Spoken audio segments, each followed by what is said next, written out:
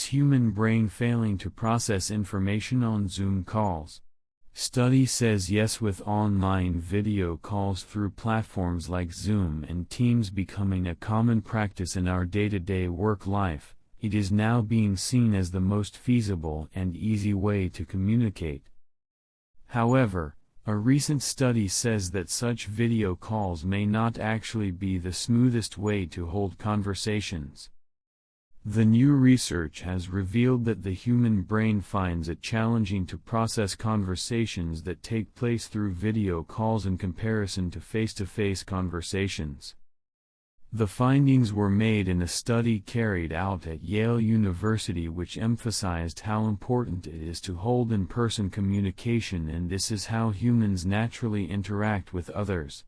The social systems of the human brain are more active during real live-in-person encounters than on Zoom, stated neuroscientist Joy Hirsch, who is the senior author of the published paper. Online representations of faces, at least with current technology, do not have the same privileged access to social neural circuitry in the brain that is typical of the real thing, he added. As per Hirsch and her colleagues, neuroimaging was used by most of the studies previously carried out to record brain activity amid social interactions, which involved individual people. In this study, the researchers carried out a comparison between how people interacted with one another in real time. The participants included 28 healthy adults who had no vision impairments and belonged to different ages, genders, and ethnicities. Functional near-infrared spectroscopy, FNIRS, eye trackers and electroencephalography, EEG, were used by Hirsch and the team to carefully record the eye and brain activity of people when they were talking to each other.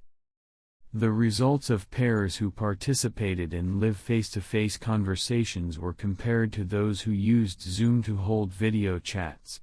No changes were made in the conversation partners, and the same task was completed by each pair during the conversations.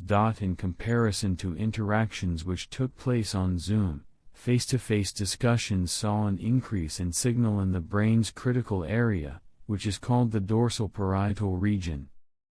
Pupil diameters were generally larger for in-person faces than for virtual faces, suggesting increased arousal for in-person faces. In addition, the magnitudes of the pupil responses were reciprocated by partners, stated the team. Overall, the dynamic and natural social interactions that occur spontaneously during in-person interactions appear to be less apparent or absent during Zoom encounters. This is a really robust effect, explained Hirsch.